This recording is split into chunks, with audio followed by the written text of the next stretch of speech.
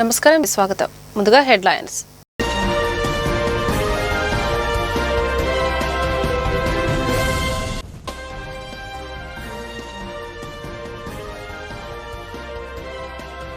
నేడు మాజీ ప్రధాని పివి నరసింహారావు 104వ జయంతి. పివికి నివాళులర్పించిన సీఎం చంద్రబాబు, విద్యాశాఖ మంత్రి నారా లోకేష్. దేశ గతిని మార్చిన ఆర్థిక సంస్కరణల రూపకర్త పివి నరసింహారావు అని ప్రశంస.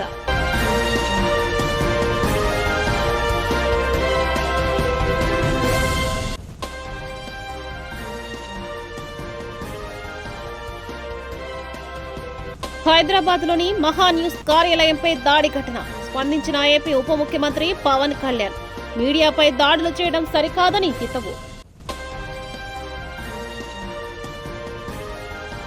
భారత మాజీ ప్రధాని భారతరత్న పివి నరసింహారావు 104వ జయంతి సందర్భంగా ఆంధ్రప్రదేశ్ ముఖ్యమంత్రి చంద్రబాబు, మంత్రి నారా లోకేష్ ఆయనకు ఘనంగా నివాళులర్పించారు. దేశానికి ఆయన అందించిన సేవలను, ముఖ్యంగా ఆయన ప్రవేశపెట్టిన ఆర్థిక సంస్కరణలను స్మరించుకుంటూ సోషల్ మీడియా వేదికగా తమ అభిప్రాయాలను పంచుకున్నారు.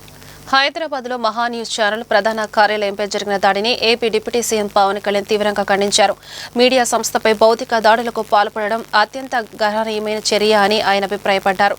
ఈ మేరకు ఆయన శనివారం ఒక ప్రకటన విడుదల చేశారు. మెప్మా డ్వాక్రా సంఘాలు సీఎం చంద్రబాబును మానస పుత్రిక అని డ్వాక్రా సంఘాలు చేస్తున్న సేవలను అభినందనీయమని ఎంపీ కేసినేని శివనాథ్ కొనియాడారు. ఎన్టీఆర్ జిల్లాలోని అన్ని నియోజకవర్గాల్లో మెప్మా డ్వాక్రా బజార్లు ఏర్పాటు చేసేందుకు కృషి చేస్తున్నామని తెలిపారు. ఆ మాటను నిలబెట్టుకుంటాం, అమలు చేస్తామని ఈ సందర్భంగా తెలియజేస్తాం. దాంట్లో మీరు కీలకమైనటువంటి బాధ్యత వహించే ఆర్పీలు, మీరు కూడా బాధ్యత తీసుకోవాలి. మా నియోజకవర్గంలో మీరు 156 మంది ఆర్పీలు ఉంటే దాదాపు 56,000 మంది మా డ్వాక్రా చెల్లెమ్మలు ఉన్నారు. 56,000 మంది అంటే ఈ విజయవాడ నగరంలో హైయెస్ట్ డ్వాక్రా ఉమెన్ ఉన్నటువంటి నియోజకవర్గం సెంట్రల్ నియోజకవర్గం. వాళ్ళకి అన్ని రకాలుగా కూడా ఒక అన్నలాగా మేము అండగా ఉంటాం. మీరు ఒక సోదరీమణిగా మీరు బాధ్యత తీసుకుంటే వాళ్ళ సమస్యలు, కష్టాలు, ఇబ్బందులు, ముద్రా లోన్లు కావాలన్నా, లేదంటే డ్వాక్రా లోన్లు కావాలన్నా, లేదంటే మరేదన్నా కార్పొరేషన్ లోన్ కావాలన్నా, లేదంటే P4లో వాళ్ళకి ఏదైనా సహాయం కావాలన్నా మీరు మా దృష్టికి తీసుకొస్తే దాన్ని ఏ విధంగా అధికారులతో మాట్లాడే అధికారులతో మేము స్వయంగా చేయాల్సింది మేము స్వయంగా, అట్లాగే ప్రభుత్వం నుంచి చేయాల్సిన ప్రభుత్వం నుంచి అన్ని కూడా బాధ్యత తీసుకొని చేయించడానికి సమర్థులైనటువంటి వ్యక్తులు పార్లమెంట్ సభ్యులుగా కానీ, ఎమ్మెల్యేలుగా కానీ, కార్పొరేటర్లుగా కానీ డివిజన్ నాయకత్వం కూడా ఉంది. అన్ని స్థాయిల్లో మీకు తెలుసు. ఈ తెలుగుదేశం ప్రభుత్వంలో తెలుగుదేశం దీంట్లో ఏ విధంగా పనిచేస్తామో దయచేసి మిమ్మల్ని ఏం కోరుతున్నామంటే, బాధ్యత కలిగినటువంటి మీరు మీ బాధ్యతని సక్రమంగా నిర్వర్తించండి. అదొక్కటి చేయండి చాలు. దానికి మీకు అన్ని రకాలుగా సంపూర్ణంగా మీకు అండగా ఉంటామని తెలియజేసుకుంటూ ఈరోజు ఈ ట్యాబ్లు పొందుతున్నటువంటి మా చెల్లెళ్ళందరికీ హృదయపూర్వక అభినందనలు తెలియజేస్తూ సెలవు తీసుకుంటాం. 450 మంది ఆర్పీలకి, 50 మంది స్టాఫ్కి, సుమారుగా 500 మందికి 1,75 లక్షలు విలువ చేసే ట్యాపులు మరి తెలుగుదేశం పార్టీ కూటమి ప్రభుత్వం ఈరోజు మెప్మా ద్వారా వాళ్ళకి డిస్ట్రిబ్యూట్ చేయడం జరిగింది. దాని యొక్క ప్రధాన ఉద్దేశం ఏంటంటే ఆర్పీలు అందరూ కూడా సర్వేలు సమగ్రవంతంగా చేసి ప్రజలకు ఉపయోగపడే విధంగా ముందుకు వెళ్ళాలి అని చెప్పి, అలాగే సమయం కలిసి రావాలని, ట్యాబుల ద్వారా అయితే కనుక మొత్తం దానిలో సిస్టంలో మొత్తం కూడా ట్యాబుల్లో మరి దానిలో నోట్ చేసుకోవడానికి, ఫీడ్ చేయడానికి కానీ, దానిలో ఒక్కసారి ఎవరికైనా అనుమానం వస్తే ఈ డ్వాక్రా మహిళలకి ఏదన్నా అనుమానాలు ఉన్న ట్యాబ్ ద్వారా దాన్ని నివృత్తం చేయడానికి, ముఖ్యంగా పని వేగవంతంగా జరగడానికి ముఖ్యంగా ఈ ట్యాబుల యొక్క ఇవ్వటం యొక్క ముఖ్య ఉద్దేశం. సుమారుగా మరి విజయవాడ నగరం మొత్తం మీద డ్వాక్రా మహిళలందరూ కూడా సేవలు అందించేది ఆర్పీలు పటిష్టంగా సమర్థవంతంగా ఉంటేనే మరి విజయవాడ నగరం మహిళల సాధికారత సాధిస్తాం. కాబట్టి డ్వాక్రా గ్రూపులు మరి లక్షల మంది మహిళలు డ్వాక్రా గ్రూపుల్లో విజయవాడ నగరంలో ఉన్నారు కాబట్టి వాళ్ళందరికీ త్వరితగతిన న్యాయం జరగడానికి ఈ ట్యాబుల ద్వారా ముందుకెళ్లాలని చెప్పి ఆర్పీలకు ఎంపీ గారు కానీ, ఎమ్మెల్యే గారు కానీ సూచనలు ఇవ్వడం జరిగింది. దాని ప్రకారంగా ఆ ట్యాబ్ని సద్వినియోగం చేసుకొని ట్యాబుల్ని పక్కన పెట్టకుండా వాటిని ఉపయోగవంతంగా చేయాలని చెప్పి చెప్పడం కూడా జరిగింది. ఈ రోజు ఎమ్మెల్యే గారి చేతుల మీదుగా, ఎంపీ గారి చేతుల మీదుగా ట్యాబుల్ డిస్ట్రిబ్యూషన్ కూడా జరిగింది. కాబట్టి దీన్ని సద్వినియోగం చేసుకోవాలి. విజయవాడ నగర అభివృద్ధి చెందాలంటే ప్రధాన భూమిక పోషించేది ఆర్పీలు. కాబట్టి డ్వాక్రా సంఘాలకి, ప్రభుత్వానికి మధ్యవర్తులుగా ఉండే ఆర్పీలు సమర్థవంతంగా పనిచేయాలని చెప్పి సందర్భంగా తెలియజేస్తూ, మీకు ఎలాంటి ఇబ్బందులు ఉన్నా సరే ఎమ్మెల్యే గారు, ఎంపీ గారు, కార్పొరేటర్లుగా మేము కూడా అందుబాటులో ఉంటామని చెప్పి సందర్భంగా తెలియజేస్తూ, ఇలాంటి మంచి కార్యక్రమాన్ని మా 23వ డివిజన్ గవర్నర్పేట ఐవీ ప్యాలెస్ లో పెట్టినందుకు ఎంపీ గారికి, ఎమ్మెల్యే గారికి, మిగతా ఎమ్మెల్యేలకి అభినందనలు తెలియజేస్తాం. ప్రభుత్వం గౌరవ ముఖ్యమంత్రి గారి ఆధ్వర్యంలో డ్వాక్రా మహిళా సంఘాలు చూసే ఆర్పీలందరికీ కూడా రాష్ట్రం మొత్తం ట్యాబ్లు ఇవ్వడం జరిగింది. వాళ్ళ ప్రభుత్వం మనం చూస్తే డిజిటలైజేషన్ మీద చాలా దృష్టి పెట్టింది.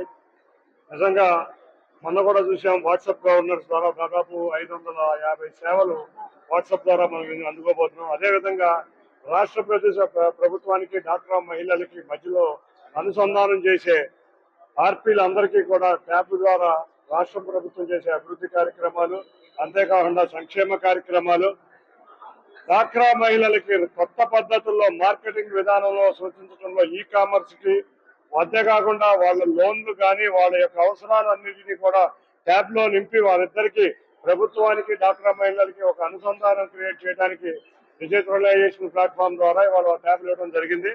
అటు ఇచ్చిన గౌరవ ముఖ్యమంత్రి నారా చంద్రబాబు నాయుడు గారికి ధన్యవాదాలు తెలుపుకున్నా. ఇవాళ విజయవాడ నగరంలో సుమారు 1,50,000 డ్వాక్రా మహిళలు పనిచేస్తున్నారు.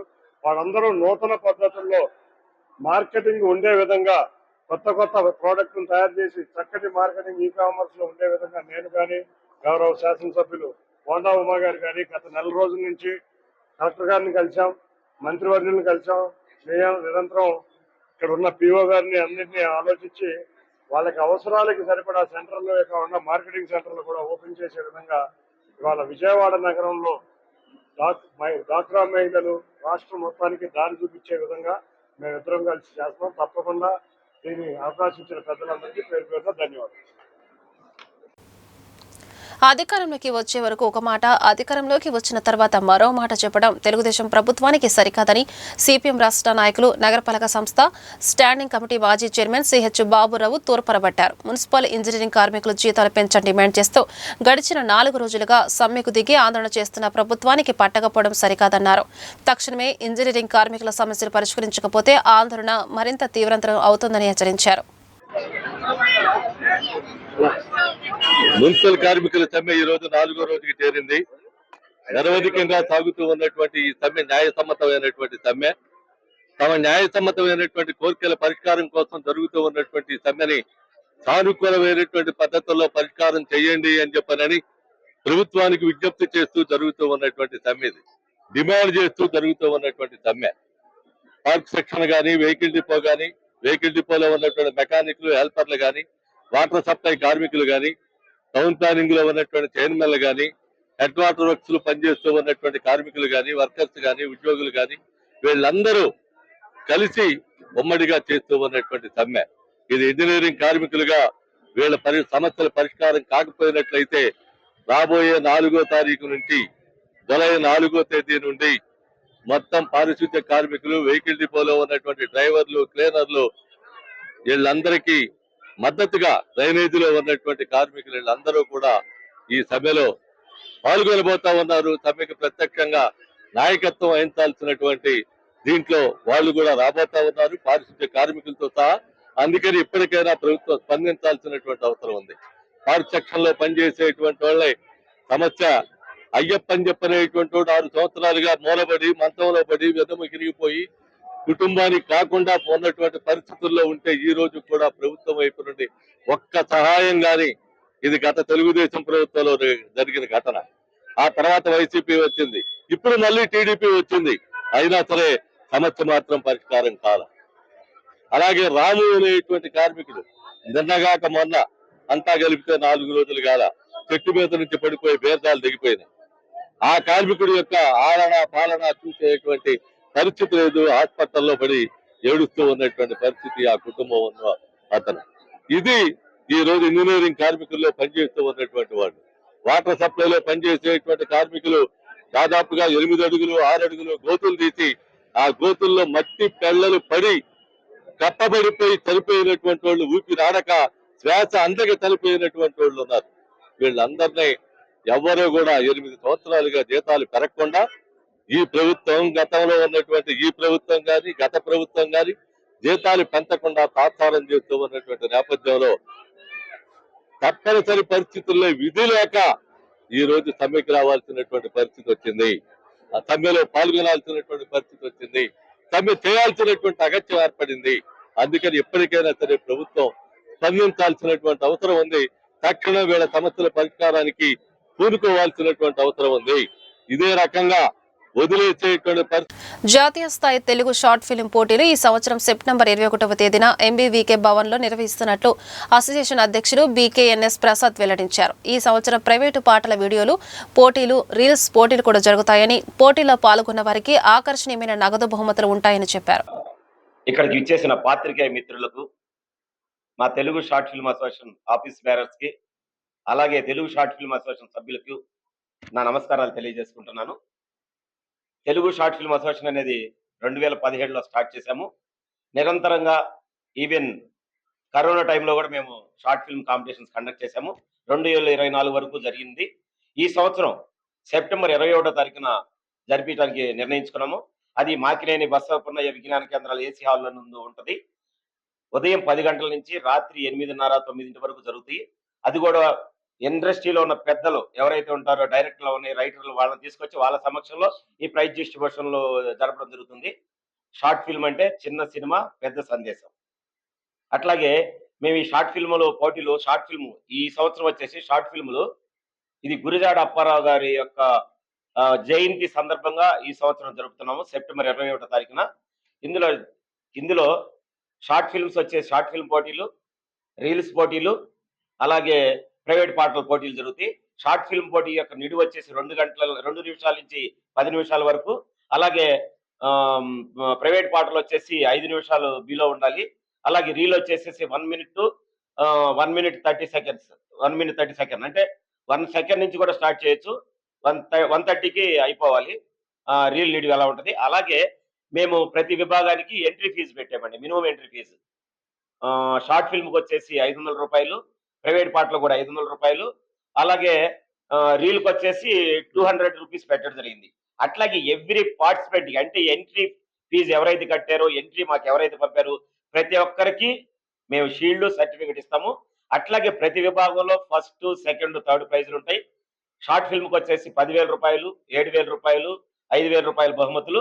అలాగే రీల్స్కి వచ్చేసి 3,000, 2,000, 100, అలాగే 1,000 రూపాయలు. అలాగే మన పాటలు, ప్రైవేట్ పాటలకు వచ్చేసి 5,000, 3,000, 2,000గా నిర్ణయించడం జరుగుతుంది. అట్లాగే షార్ట్ ఫిల్మ్ విభాగంలో ఉత్తమ నటుడు, ఉత్తమ నటి, ఉత్తమ రచయిత, ఉత్తమ డైరెక్టర్, ఉత్తమ విలను, ఉత్తమ హాస్య నటుడు, ఉత్తమ క్యారెక్టర్ ఆర్టిస్టు, ఉత్తమ కెమెరామ్యాన్, ఉత్తమ బాల నటి, బాల నటుడు అన్నిటికీ మేము ప్రైజులు ఇస్తాం, షీల్డ్స్ ఇస్తాము, సర్టిఫికెట్స్ ఇస్తామండి. అట్లాగే ఇది 2017 నుంచి జరుగుతుంది. అట్లాగే మేము ఇందులో ఏంటంటే ఇంతకుముందు ఎవ్రీరు ఒక మెసేజెస్, మేము ఈ మెసేజ్ ఉండాలి, ఈ విభాగంలో ఉండాలి అని ఒక అంశాన్ని మేము ఇచ్చేవాళ్ళం. ఈ సంవత్సరం అంశాన్ని మీరే ఎన్నుకోవచ్చు. కాకపోతే సొసైటీకి ఉపయోగపడే విధంగా ఒక సందేశాత్మకమైన ఒక ఇతివృత్తాన్ని తీసుకొని షార్ట్ ఫిల్మ్ కానీ, ఈవెన్ రీల్ కానీ, రీల్ కానీ, ప్రైవేట్ పాటలు కానీ తయారు చేయాలని మేము కోరుకుంటున్నాము. దీనికి ఇది కులమతాలకు అతీతంగా అశ్లీలత లేకుండా ఈ విభాగాలు ఉంటాయి. అట్లాగే మీ పాత్రికేయ మిత్రులు దీన్ని విరివిగా ప్రచారం చేసి మాకు ఎక్కువ ఎంట్రీలు వచ్చేటట్టు దీన్ని జయప్రదం చేయవలసిందిగా కోరుకుంటున్నాను. నమస్తే. ఎన్టీఆర్ జిల్లా బిల్డింగ్ వర్కర్స్ యూనియన్ ఆధ్వర్యంలో ఈ నెల 30వ తేదీన జిల్లా 10వ మహాసభ నిర్వహిస్తున్నట్లు ఎన్టీఆర్ జిల్లా బిల్డింగ్ వర్కర్స్ యూనియన్ ప్రధాన కార్యదర్శి పిల్లి నరసింహారావు వెల్లడించారు. రామవరప్పడలో జరగబోయే మహాసభలో బిల్డింగ్ వర్కర్స్ అందరూ పెద్ద సంఖ్యలో పాల్గొని జయప్రదం చేయాలని పిలుపునిచ్చారు. నిన్న ఆంధ్రప్రదేశ్లో ఉన్నటువంటి కార్మిక సంఘాల ఐక్యవేదిక వారు నిన్న ప్రెస్ ద్వారా తెలియపరిచారు. ఈరోజు మా రైతు సంఘాల వారు కూడా మేము చర్చించుకుని ఆ కార్యక్రమాన్ని బాగా జయప్రదంగా ముందుకు తీసుకెళ్లేదానికి అనుసరించవలసిన ప్రోగ్రాం గురించి కూడా మాట్లాడుకున్నాం.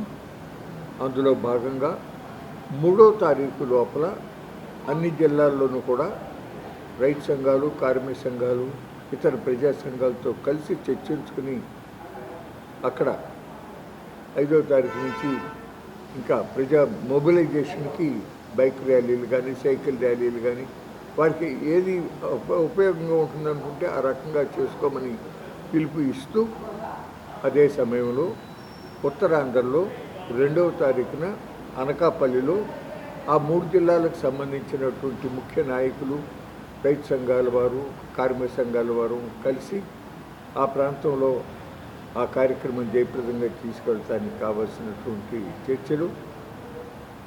4వ తారీఖున కర్నూలులో రాయలసీమ జిల్లాలకు సంబంధించి అక్కడ ఆ 4 జిల్లాల్లో ఉన్నటువంటి ఆ రైతు నాయకులు, కార్మిక సంఘాల నాయకులు అందరం కూడా కూర్చుని అక్కడ దాన్ని ముందుకు తీసుకెళ్తానికి ఆలోచన చేశాము. ఆ విధంగా చేయబోతూ ఉన్నాం. ఈ సందర్భంగా ఇక్కడ మన రాష్ట్రంలో కూడా రాష్ట్ర ప్రభుత్వం, ముఖ్యంగా ఇక్కడ ఉన్నటువంటి కూటమి ప్రభుత్వం రైతాంగం యొక్క ప్రయోజనాలని మాటల్లో తప్ప చేతల్లో ఏమాత్రము కూడా దాన్ని రైతులకు మేలు చేయడానికి ప్రయత్నం చేయటం లేదు. అంతకుముందు ఢిల్లీలో అన్ని మాసాల పాటు శాంతియుతంగా మరి రైతు ఉద్యమం జరిగిన 750 మంది చనిపోయినా ఒక్క మాట ఆ ఉద్యమం పట్ల సానుభూతిగా రైతులకి స్వామినాథన్ గారు చెప్పినట్టుగా C2+50% చట్టబద్ధ కనీస మద్దతు ధర ఇవ్వాలని ఒక్క మాట మాట్లాడినటువంటి పెద్ద మనిషి ఇప్పుడు మన రాష్ట్రంలో 3 పంటలు పండించండి అని చెప్తాడు. పండించిన పంటకు దిక్కులేదు. వివిధ పంటలకి దేనికి MSP ధర రాలా. ఒక ధాన్యం విషయంలో కూడా అమ్మేసిన 2 రోజుల్లో డబ్బు వచ్చింది అనేది ఒక్కటి సంతృప్తి తప్ప రైతులకి దాదాపుగా క్వింటాల్కి దాదాపు 400-500 రూపాయల పైనే తగ్గింది.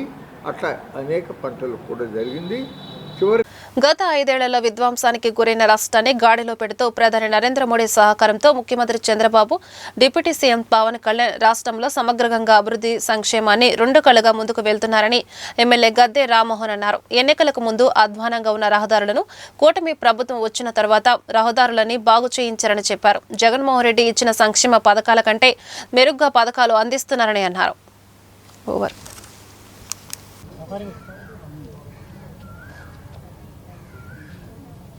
సబ్జెక్ట్ ఏమన్నా కొత్త సబ్జెక్టు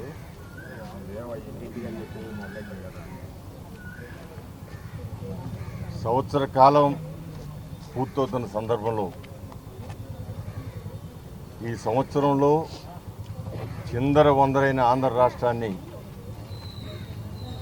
ఎక్కడెక్కడ కుళ్ళిపోయిందో ఆ కుళ్ళంతా తీసేస్తూ సమగ్రంగా సంక్షేమ కార్యక్రమం, అభివృద్ధి కార్యక్రమం 2 కూడా 2 కళ్ళలాగా ముందుకు తీసుకెళ్ళాలని కాన్సెప్ట్తో నారా చంద్రబాబు నాయుడు గారు, పవన్ కళ్యాణ్ గారు, బీజేపీ మోడీ గారి సహకారంతో ముందుకెళ్ళడం జరుగుతోంది. ఇక్కడ మనందరం కూడా అర్థం చేసుకోవాల్సింది, మొన్న ఎలక్షన్ జరిగే ముందు రోజు వరకు రోడ్లన్నీ ఏ విధంగా ఉన్నాయి.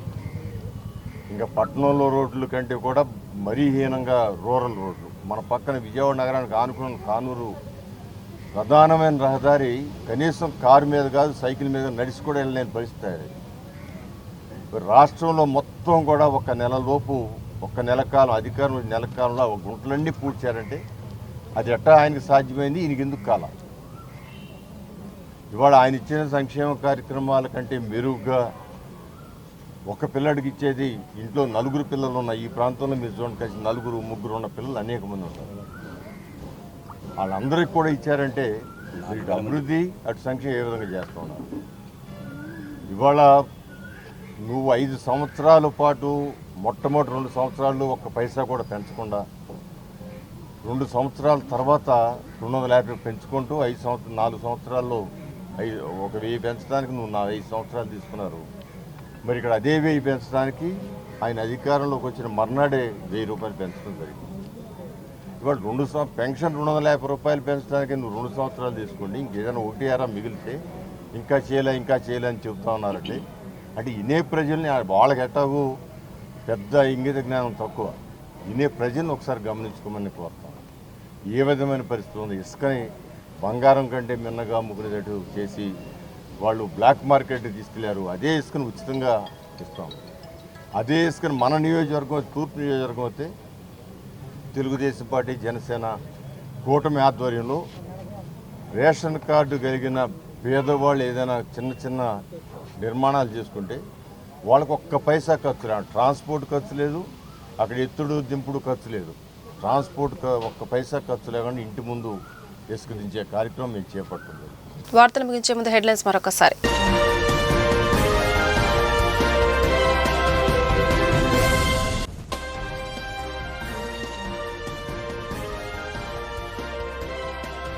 నేడు మాజీ ప్రధాని పివి నరసింహారావు 104వ జయంతి. పీవీకి నివాళులర్పించిన సీఎం చంద్రబాబు, విద్యాశాఖ మంత్రి నారా లోకేష్. దేశ గతిని మార్చిన ఆర్థిక సంస్కరణల రూపకర్త పివి నరసింహారావు అని ప్రశంస.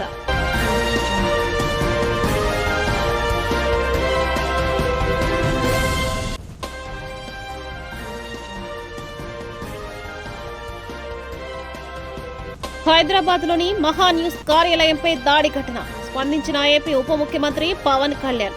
మీడియాపై దాడులు చేయడం సరికాదని హితవు. ఈ వార్త ఇంతటితో సమాప్తం. నమస్కారం.